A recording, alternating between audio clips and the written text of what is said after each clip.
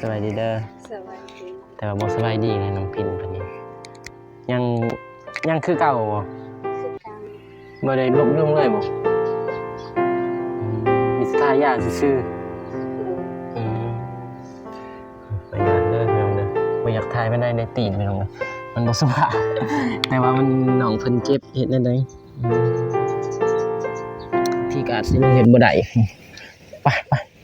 เดี๋ยวสายสิเฮ็ดท่าทั้งทีมงานก่อนโอเคนะมันก็สิได้เด้บัดนี้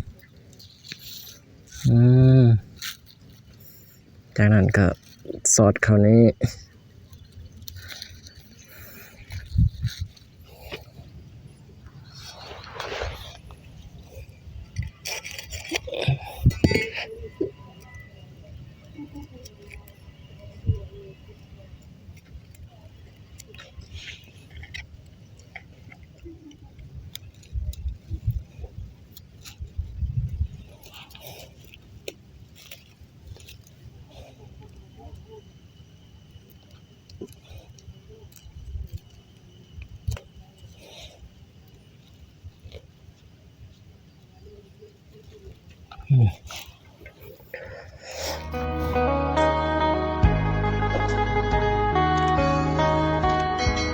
เป็นยังไงฮะเปิดภาพมาไปเด้อพี่น้องเด้อมาอยู่เรือนน้องพินน้องจันทนาเป็นยังไงฮะเขามาหาทางน้องเพิ่นว่าสิมากับเบามิกน้องมุสบาเกยนู่นน่าเป็นยังว่าสิเขามาเฮ็ดหัวคะนานพุ่นน้องจันทนาสวัสดีเด้อน้องจันทนาพี่น้องเอ้ยว่าสิเฮ็ดหัวคะนานน้องพินนี่ก็เบาใส่ได้ย่างไปแล้วพี่น้องแต่ว่าบ่ได้ถ่ายคลิปพี่น้องเบาใส่ซอสอันนี้ซอสเสือกเขาพี่น้องเอ้ยซอสเสือกเขาว่าสิย่างนั้นเรือที่ทางอ้ายเพิ่นเฮ็ดพี่น้องทางอ้ายเบานุ่งอ้ายเบาเก็บอ้ายเบาเมฆเพิ่นเฮ็ดยังตะไคร้นึงพี่น้องเอ้ยพอดีเบาใส่เข้ามาอันนั้นซอสใส่เสือกก้อนพี่น้องเอ้ยแล้วว่าสิย่างไปย่างไปนี่แหละเพราะว่ามันต้องได้ตัดใหม่แหละพี่น้องตามเบิ่งต้องได้ไปเอาใหม่ที่ว่าโตอันบ่สายตัดมื้อนั้นแล้วก็บ่มียังลำนึงพี่น้องผู้ดีแหละพาให้มันได้3อันหรือว่า4อันก็น่าจะพอพี่น้องเพราะว่าได้ตอกเพียงนิดนึงซื่อๆตอกนิดหน่อยก็ได้พี่น้องเผาให้มันมัดอยู่วงนี้มัดอันบนถึงครึ่งกลางมันเลยนะน้องบุษบาสวัสดีเด้อน้องบุษบามาเป็นมือกล่องมื้อนี้บ่สายสิช่วยน้องพินพี่น้องเฮ็ดหัวคะนานก่อนอื่นก็กราบทักทายสบายดีและสวัสดีเด้อพ่อแม่พี่น้องเบิดสุขทุกคนก็ยินดีต้อนรับเข้าสู่2บ่าวสายชาแนลคือเก่าคือเดิมพี่น้องเอ้ยให้น้องบุษบาจับกล่องพี่น้องเอ้ยจับกล่องเด้อน้องเด้อน้องบุษบาสบายดีไหมสวัสดีเด้อโอเคพี่น้องไปน้องพินเพิ่นทางเอ้ยหนูนาเพิ่นยังอัปเดตพี่น้องเพราะว่าน้องเพิ่นก็บ่สบายพี่น้องจักเพิ่นสิเฮ็ดได้หรือบ่บางทีก็อาจสิลงเฮ็ดบ่ได้ไปเดี๋ยวสายสิเฮ็ดท่าทั้งทีมงานก่อนโอเคตัวนี้มันต้องแล้วเสือกต่อพี่น้อง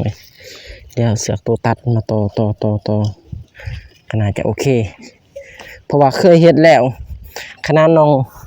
บุษบาก็เฮ็ดแล้วเฮ็ดคนเดียวกับน้องบุษบานี่มันต้องได้ตอกไม้พี่น้องตอกไม้อยู่ลุมแบบคือที่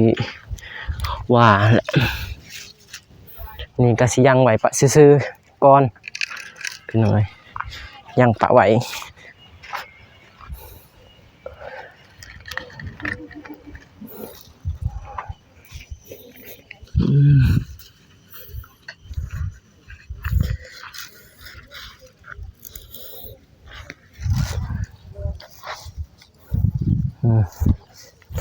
สูงเนาะตะนางนี่สูงดิจักเม็ดประมาณ1.7 นี่แหละเนาะ1.7 นี่แหละตามเบิ่ง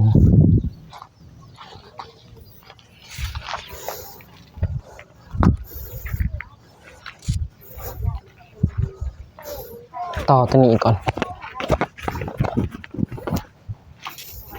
ต่อกับตะนางเก่านี่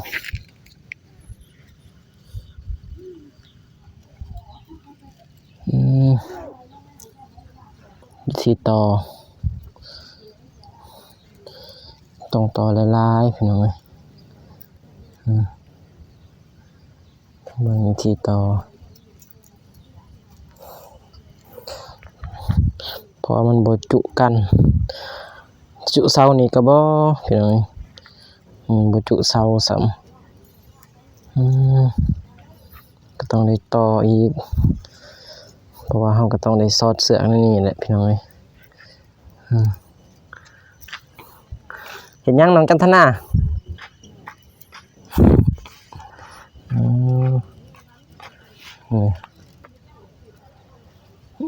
ต่อยาวดีเสือกนี่ต่อกับตัวนี้แดดเมี่ยงพี่น้องเอ้ยเน็ตเมี่ยง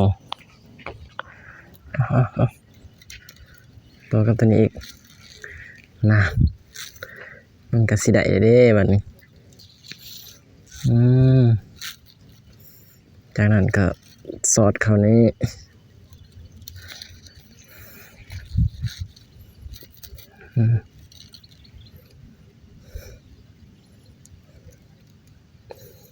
ถ้าสอดแล้วบางอย่างนี่ก็แล้วเลยดิสอดแต่ทำอิฐนี่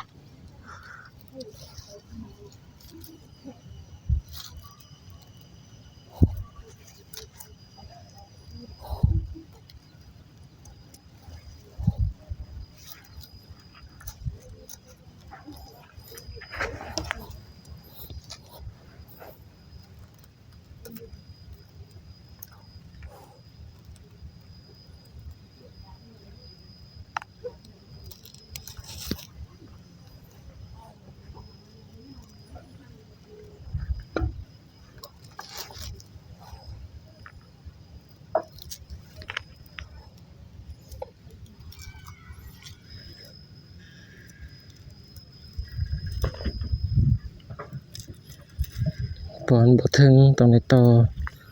ถ้ามันจำรักนี่โอเคอยู่พี่น้องเอ้ยแต่อันนี้มันบ่จำรักมันก็เลยต้องได้ต่อแบบนี้แต่ว่ารักมันบ่จำถ้ารักมันจำก็อาจสิต่อ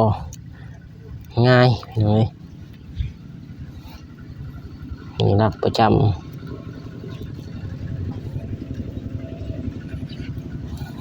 เอาผ้าไปฮะ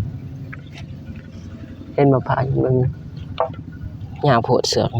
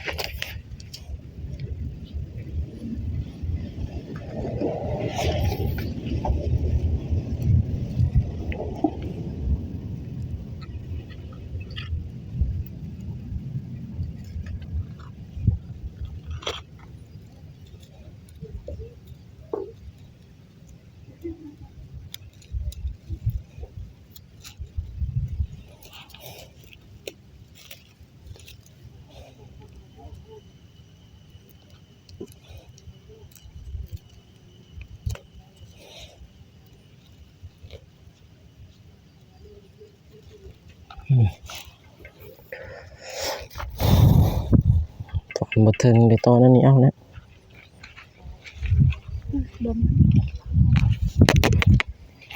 เปิดอยู่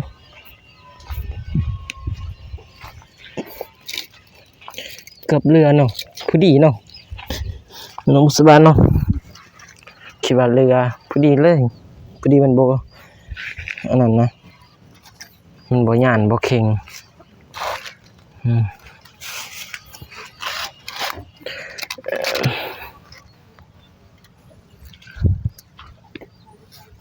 มองนี่เฮาต้องบ่ได้เฮาต้องมาหยุดก่อนเด้อพี่น้องเอ้ยเพราะว่าเฮาต้องได้อันนั้นทางพุ่นก่อนเพราะว่าเฮาต้องได้ดึงอีก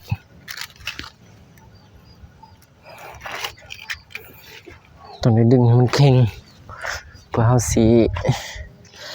มัดทั้งลุมนี้ก่อนเดี๋ยวเบิ่งเขาเอายังตอกบ่ายเขายังตอกยังตะปูเอาตะปูตอกเอาตะปูตอกโ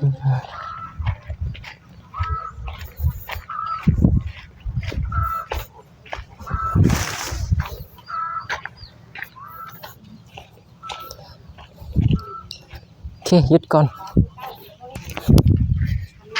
มามิกสบายดีเด้อไป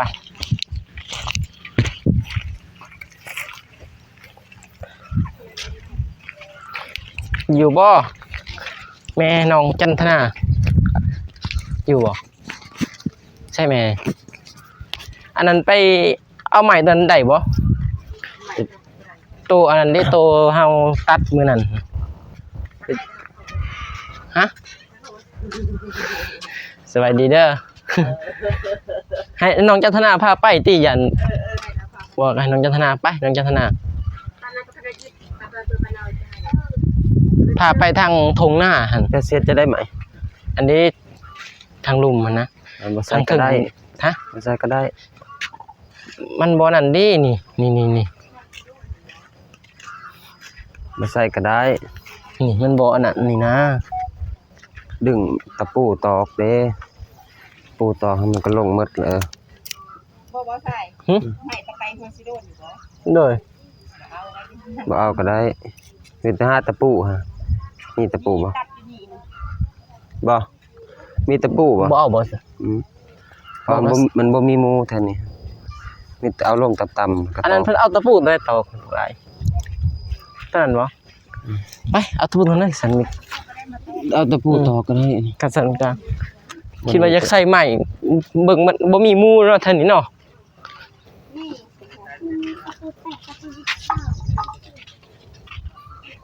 ใช้ขอนตะปูนั่นจ้ะนะขอนตะปูตะละตอกมื้อนั้นเนาะว่านนี่มันละตอก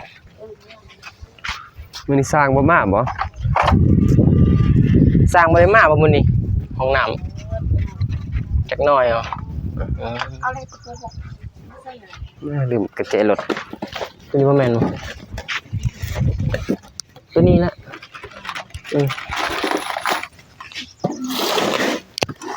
สิใส่บ่หลายดอกประมาณ10ปลายกว่าดอกนั่นแหละ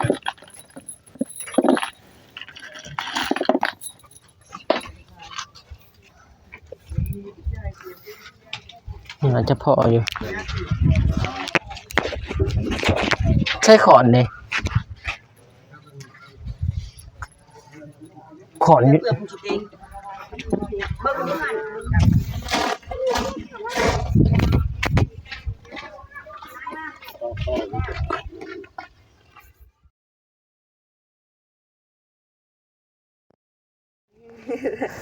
สบายดีเด้อสบายดีแต่ว่าบ่สบายดีเลยน้องพินเพิ่นนี่ยังคือเก่าบ่คือเก่าบ่ได้ลบลงเลยบ่มีท่ายาซื่อๆประหยัดเด้อพี่น้องเด้อบ่อยากถ่ายมันได้ตีนพี่น้องมันบ่สุภาพ แต่ว่ามันน้องเพิ่นเจ็บเฮ็ดได้ไดท่ายายังแน่หมดตัวนี้บ่กัดมันบ่ฮู้มันสิเป็นน้ำดินก็มีเนาะเฮาบ่ฮู้แต่ว่าคันหมดมันก็มีแต่ว่า FC เพิ่นแนะนำมีแต่ว่าอาบน้ำอุ่นนั่นแหละ แต่ว่าเสิร์ฟน้ำอุ่นนะต้มน้ำแล้วก็เสิร์ฟ ต้มน้ำมะขาม น้ำแบบน้ำส้มๆเติมแล้วก็เสิร์ฟแบบว่าให้มันออกความขั่นนั่นแหละ ต้มน้ำมะขามใบมะขาม บ่เป็นเฮ็ดหยังน้องเพิ่นมีแต่พักอายแล้วสิเฮ็ดให้น้องบุษบาแล้วลุย นี่ก็สิตอกนี่เอ้าให้น้องพินยืนซื่อๆแต่ว่ามิกมาบ่มิกไปธุระบ่มิก เรียนให้กำลังใจ แต่ว่ามิกว่าบ่ใส่ไหมตอกเลยพี่น้องเอ้ยจักสิโอเคหรือบ่แหล้วเพิ่นว่าตอกเลยบ่ได้ก็อยู่หั่นแหล้วเพราะว่าน้องเพิ่นก็เจ็บพี่น้องเอ้ยอย่าได้เลยเนาะต่อจากพวกอ้ายๆโอ้ทอนี่บ่ได้ออกเนาะออกมานอกก่อน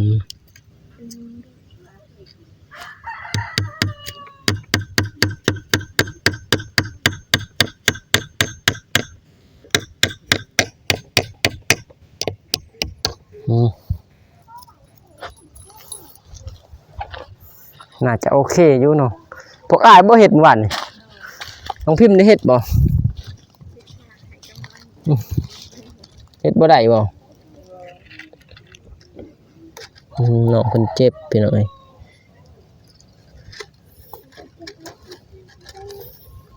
สิอยู่บ่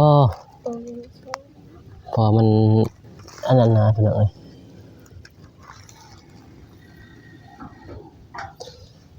แบบมันบ่มีไหมอยู่กลางมันบ่อยากอันนั้นปานใดมันสิเป็นปองตัวมันเข่งบ่ นั่นก็เอาดินท่อม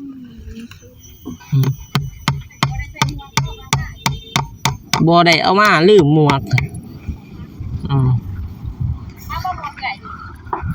ได้แล้วสิยังน้อยเดียวซื่อๆนี่นะอ้าวบัดมาใส่วันนี้คือว่าผู้ดีวะ อยู่ให้มันลุกบ่เห็น มาเด้อช่วยกันเด้อพ่อแม่พี่น้องเอ้ย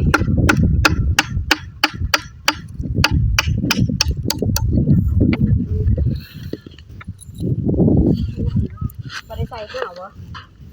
บ่ใส่ห่าวนี่สบายดีมันบ่ใส่ห่าวนี่มันอยากเป็นแนวนี้แหละห่าวลุ่มนี่แหละ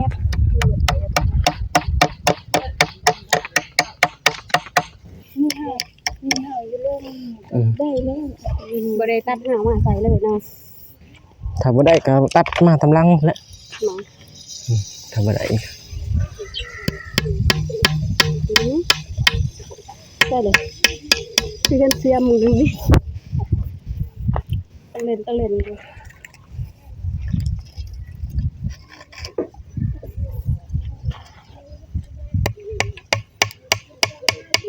ในลองกินว่ามื้อนั้นก็หมู่ขามาทดสอบเลย นิ้วบ่ หมู่เลยออกจากก็ออกเข้าดิ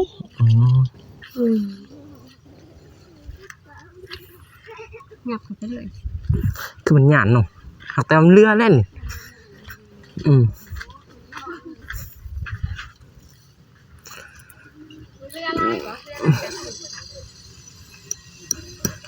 มีคนที่เหี่ยวอีกเนาะ แต่ว่ามันเรือนะมันเรือเนาะปะเลยแล้วมันเรือไงกระเทือนเลยดิ กระเทือน มันใส่ยังกับบ่ได้เลย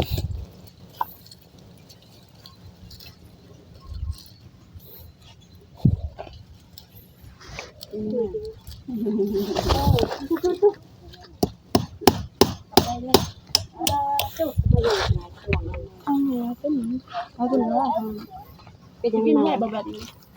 เน่าเหรอเน่าเป็นทั้งไปกระดูกแบบนี้จะเน่าหมดกินเน่ากิน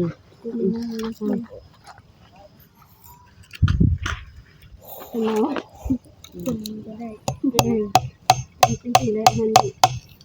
กินบ่ได้ดีเด้บ่มันจะทำอะไร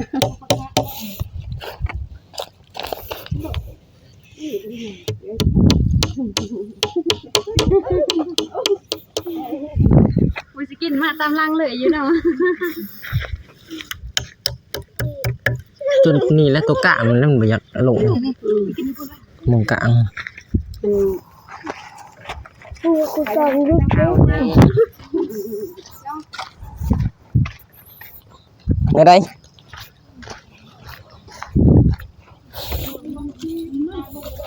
จะกระสินำมาเลยเนาะเขาเอาตะปูกันนำมาเลย บ่แรกคิดว่าสิเข้าไปตอกข้างในสิจับข้างในอีนี้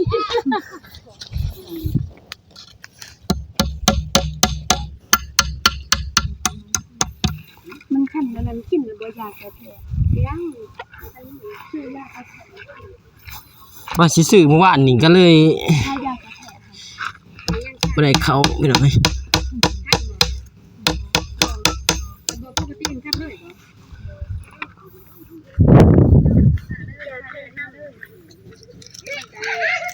อันนี้ช่วยกันมันโอ้ปิดคั่นมีแต่กล้วยหมดกล้วยบ่ใหญ่สิให้เพิ่นกันปวดแบบนี้เฮาปลูกผักยักยากค่ะมันมีมะเร็งไข่กุดมดพอกำลังกุดมดโลดลูกขาอีเด้อ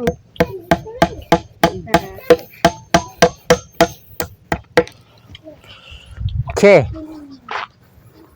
ใช่แล้ว แล้ว ไปเรื่องที่บ่แจ่มเนาะบ่ได้กันบ่ใส่เฮาอันนี้บ่ได้เด้แต่มันสู้โคตรติมาใส่เกิน ฮะ นี่ตัวนี้ให้มันลงกระดาษกันนะนี่เอาตัวนั้นลงอีกมันจังสิเทิงมันนู่นนั่นมันก็อันนั้นนี่มันก็ลงจะสิสมาสิ1ใส่มันก็เข้าบ่ได้ดี ได้ว่าซั่น ง่ายอยู่ได้ ฮะ นี่จะต้องวันสักทีเพื่อนตัวนี้ บ่ย่านก็ได้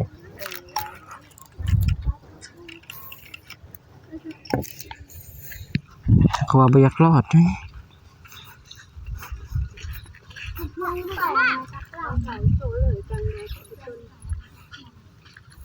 โสพิว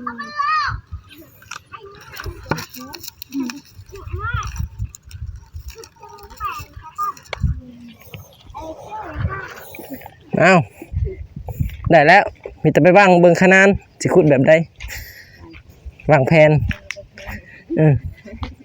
น้องพินบ่ได้แล้วน้องพินเนาะ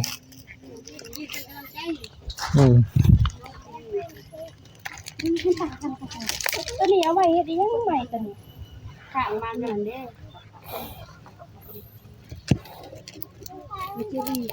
ปุ๊บมาคือกันสิบ่ได้ระเบียบอย่างนี้ว่าจะปลูกแล้วทางทางที่มันลูกเบิ่งนั้นถ้าต้องได้ปลูกก็สิได้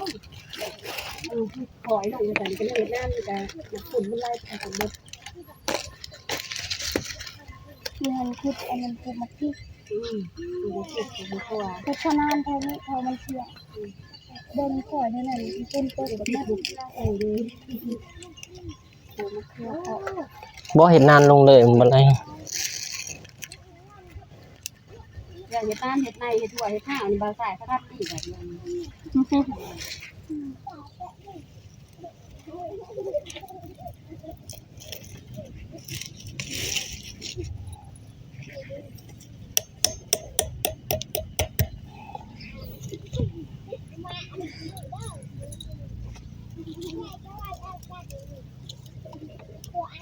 แดดเลยได้นี่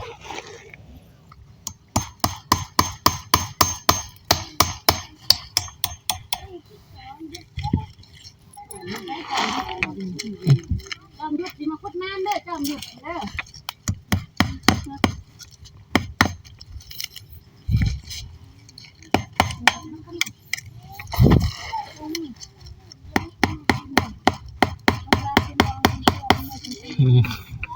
ไม่ผ่านค่ะบงเขาพูดอีกต่อ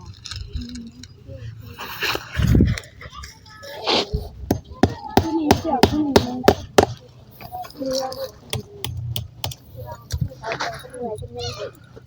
เรียบร้อยพี่น้อง มีแต่สิขุดขนานต่อ คุณทางได้ นี่ได้เพิ่นสิขุดให้ บน ให้ไอ้น้องพินบ่ ไอ้ลองนี่ น้องพินไปบ่ได้พี่น้องเอ้ยเจ็บ แม่น้องจันทร์ขึ้น พี่น้องบ่สายก็สิจบคลิปไปก่อนเดี๋ยวให้ทางเอื้อยนู่นนะแล้วก็บ่มีอัปเดตต่อขั้นตอนขุดต่อไปพี่น้องเอ้ยมื้อนี้จังได๋ก็หมดมื้อแล้วอยู่ขนานน้องบุษบาโอเคพี่น้องก็ขอให้พรให้ผู้ใหญ่ใจบุญทุกๆท่านจงมีแต่ความสุขความเจริญปรารถนาสิ่งใดก็ขอให้ได้สิ่งนั้นให้ดมปรารถนาความเจ็บจะได้ความไข้อย่ามีให้ร่ำให้รวยเบิดสุขสุขคนเฮ็ดเวียกงานประกันใดก็ขอให้ราบรื่นให้สมหวังปรารถนาพี่น้องเอาพอๆกันใหม่พี่หน้าพี่น้องคลิปนี้ขอกล่าวคำว่าสวัสดีเด้อพี่น้องบ๊ายบายพอๆกันใหม่คลิปหน้าหรือว่าคลิปต่อๆไปพี่น้องไปบ๊ายบายอยู่ดีมีแห้งหมดสุขสุขคนพี่น้องไปบ๊ายบาย